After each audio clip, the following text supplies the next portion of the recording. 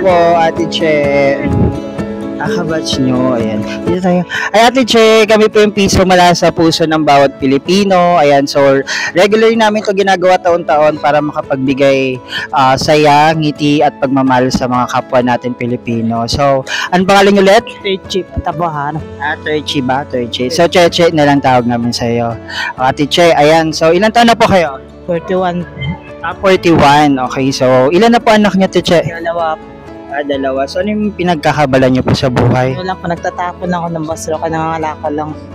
Nagtatapon po kayo ng basura. Ayan, mga katiktik, so kung makikita nyo po, si Ate Che is meron siyang, isa po siyang disable. Ayan, so kung makikita nyo yung kamay niya is, hindi siya ganun kaganda yung lagay. Pero, yung kanyang gawain bilang isang ina, ayan, pinapanindigan niya pa rin. Okay? So dapat talaga si Ate Che para po dito sa ating Pamaskong Handog 2023. Mula po ito sa aking mga followers, sa mga ano po natin, sa mga taga-subaybay dyan na nanonood po sa atin.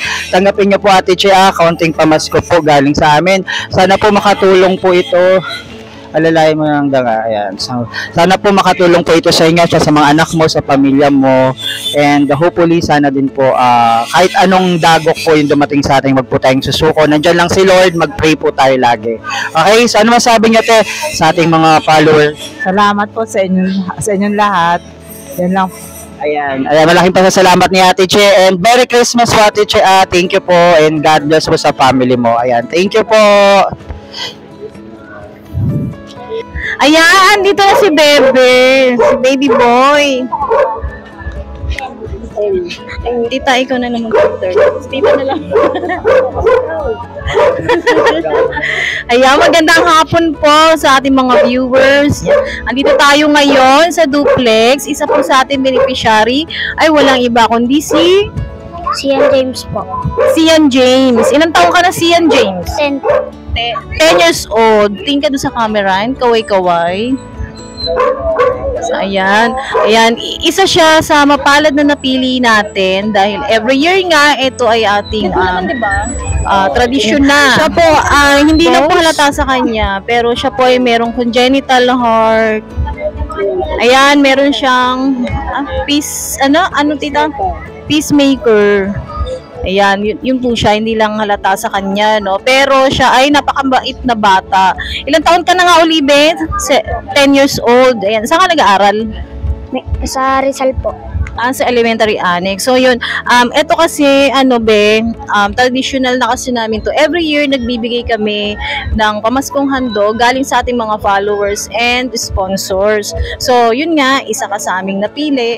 So, anong masasabi mo sa ating mga sponsor? Thank you po. Thank you, Merry Christmas. Merry Christmas po. Ayan, bibigyan ka namin ng pamaskong handog. Yay!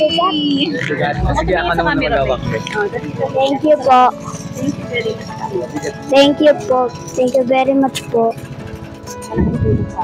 Malaking tulong po sa amin to. Yan, yay! Ayan, napakasaya po niya.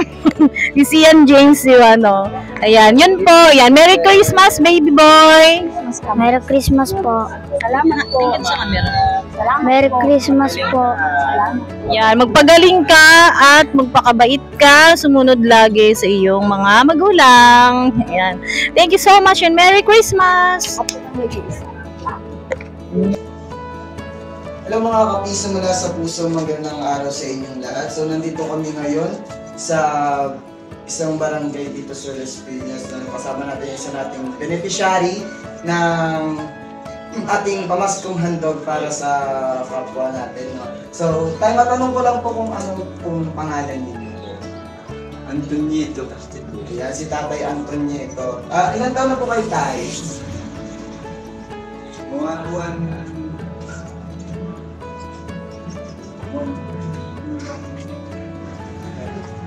Ayun, so ito, kami po yung grupo ng Piso Mula sa Puso Charity Group.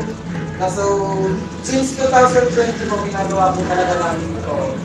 Every December, dito magpapasko na mag-share po kami ng blessings sa mga kapwa namin, mga less fortunate, mga senior citizen po, mga ganun. So, tanggapin niyo po yung hindi namin pamasko para sa inyo po. Sana po na makatulong sa araw-araw, no?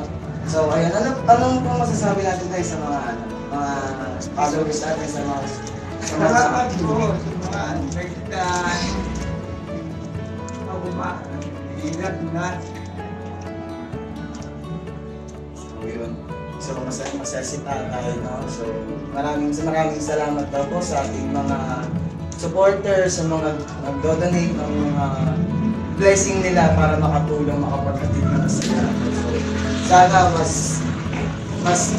mas makaano pa natin diwa ng Pasko. Mapadama natin yung diwa ng Pasko sa mga kapwa natin, no? So, yun. Maraming salamat po, tatay. Merry Christmas po sa inyo. Sana humawag pa ang buhay. Salamat po. So, yun. Bye guys.